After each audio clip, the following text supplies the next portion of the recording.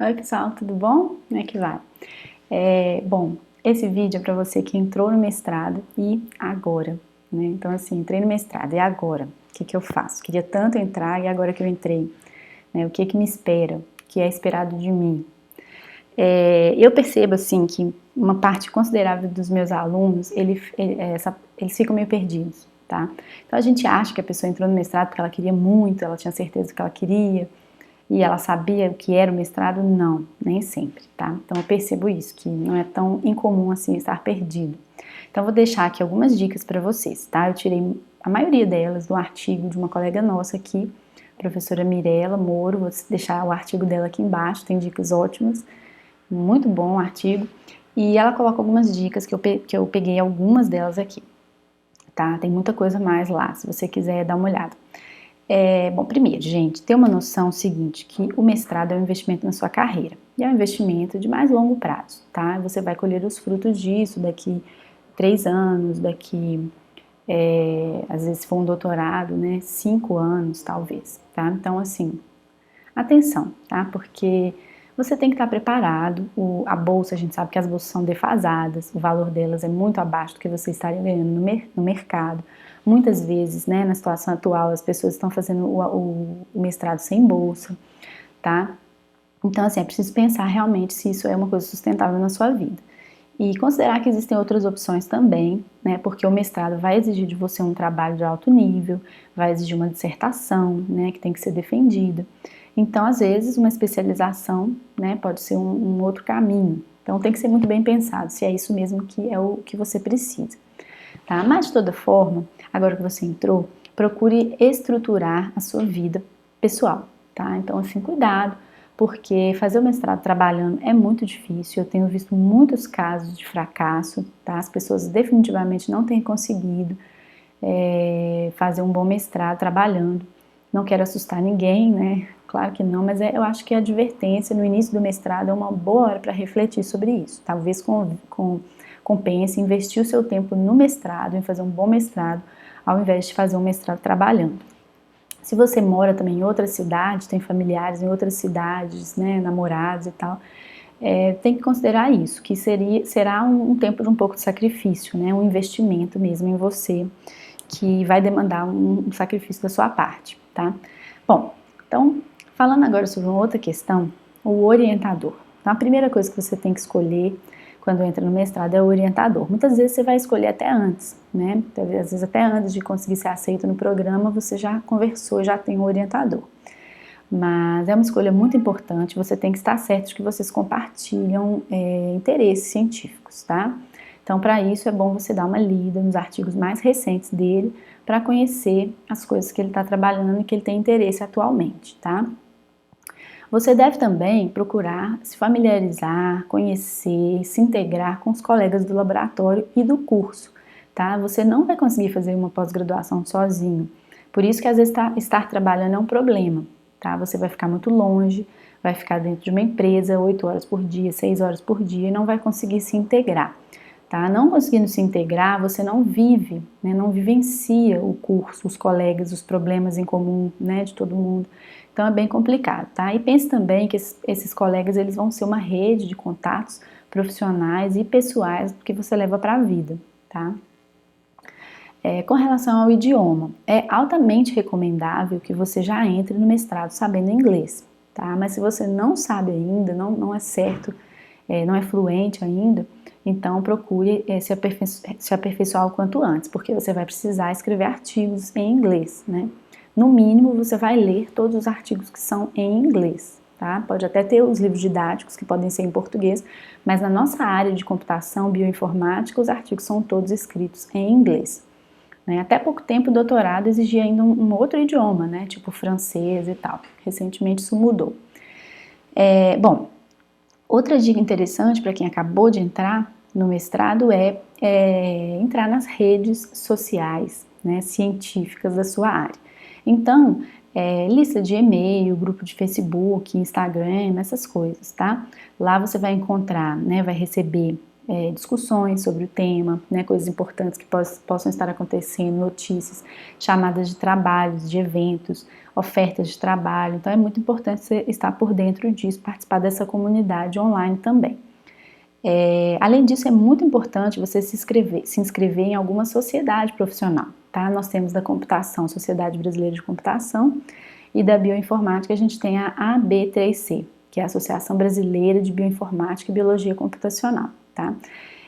Internacional nós temos a ISB, que é a Sociedade Internacional de Computação, de Biologia Computacional. Tá? Então é muito importante, é muito interessante, você consegue descontos em eventos, também fica por dentro de notícias e tal, tá? Bom, agora vem uma questão mais técnica, né? Pesquisa bibliográfica. Se você não sabe fazer ainda, aprenda urgente, tá? Então, na bioinformática, a gente utiliza o repositório que a gente chama de PubMed. Ele é o principal repositório das áreas de ciências biológicas, ciências da vida e afins, né? Medicina, saúde. Então lá é um indexador que é como se fosse um buscador, né, como se fosse um Google, mas científico. Lá você só consegue recuperar periódicos, né, artigos publicados em periódicos. Então é essencial saber usar. Tem um mecanismo de busca, tem uma API de busca, né, que você pode usar através de scripts. Então é muito importante conhecer. Tá? Nós estamos também usando cada vez mais o Google Scholar. Tá? Não é o Google comum, é o Google Scholar.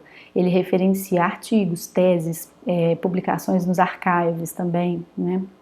Então, assim, além de ser um excelente buscador, obviamente, né? Porque nem precisa comentários sobre o Google, mas ele te traz algumas estatísticas sobre citações que têm sido cada vez mais aceitas como confiáveis. Tá? Ele traz também, você consegue clicar no perfil do autor, se ele for cadastrado, consegue ver várias estatísticas sobre um autor, vários artigos do mesmo autor. Então é uma ferramenta que tem se mostrado muito útil, tá? Eu recomendo muito aprender a usar se você ainda não está acostumado. Outra questão agora, né, que o pessoal não tem coragem de colocar, né, porque a princípio todo mundo sabe fazer pesquisa, né, mas aí é que vem, né, você entra no mestrado e fala assim, e agora? Eu vou ser um pesquisador, mas como é que se faz pesquisa, né? E aí a primeira dica, né, minha, e eu concordei com a professora Mirella, que eu li o artigo dela, eu concordei, é leia. Ela coloca lá assim, leia, leia, leia, leia, e é verdade, você tem que ler muito, ler muito. Primeiro ano da pós-graduação é leitura mesmo, é um ambiente tranquilo e leitura. As ideias só vêm daí, né? As ideias não vão brotar na sua cabeça. Então você tem que ler muito, conhecer muito as referências da sua área, os autores da sua área. E aí vão surgir as ideias com certeza, tá? Então comece pelos trabalhos do seu orientador, os mais recentes,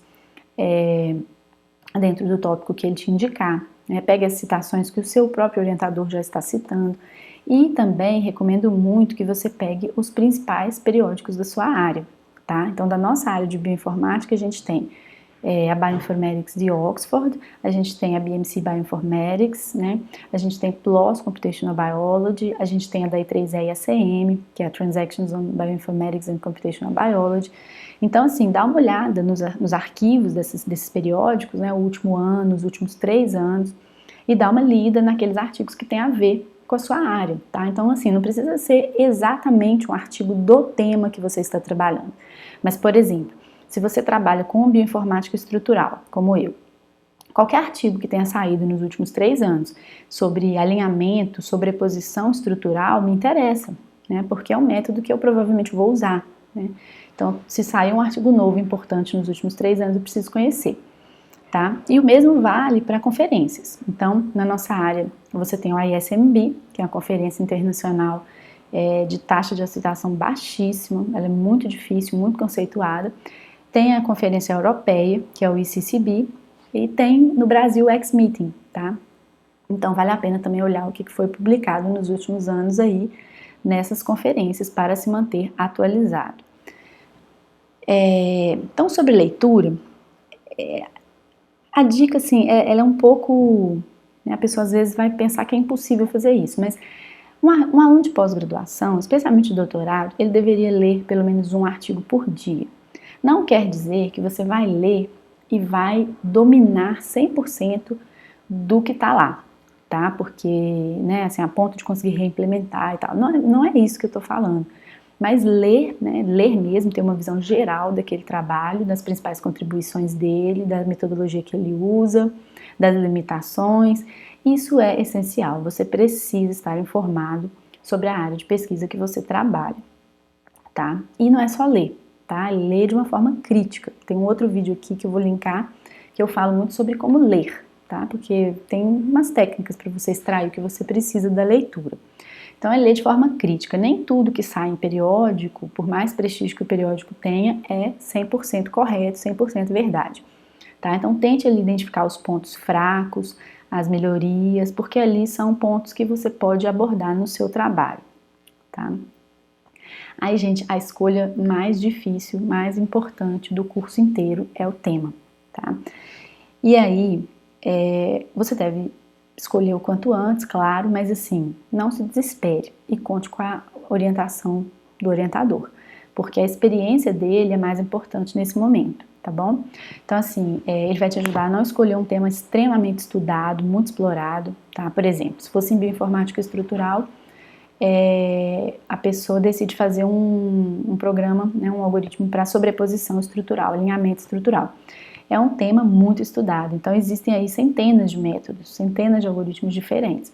Então vai te demandar uma pesquisa bibliográfica detalhada, extensa, muita leitura, e a chance de você desenvolver uma coisa inédita, nova, interessante, mais eficiente é menor, né?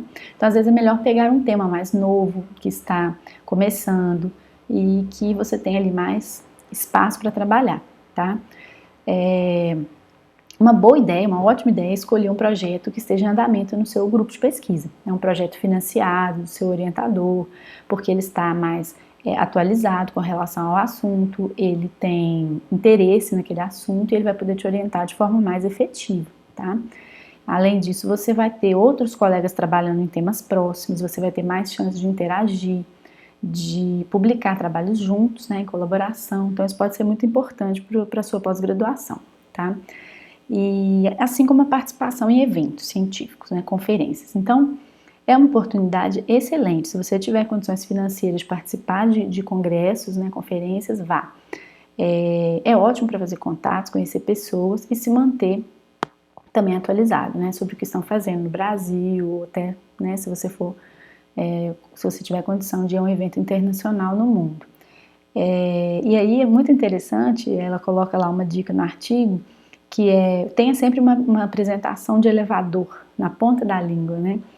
Que é assim, como é que você apresenta a sua pesquisa em 30 segundos, tá? Então assim, o que é o suprassumo da sua pesquisa, o que ela tem de mais inovador, diferente do que existe, né? Também essa dica é bem interessante, você vai para uma conferência e tenha sempre a sua pesquisa na ponta da língua. Bom, e por fim, gente, as dúvidas, né? Você vai passar por momentos de uma crisezinha, né? Às vezes os momentos são curtos, às vezes eles são mais prolongados, mas nesses momentos, primeiro, converse com o seu orientador, né? Não suma, não desapareça, converse, apresente as dificuldades, né?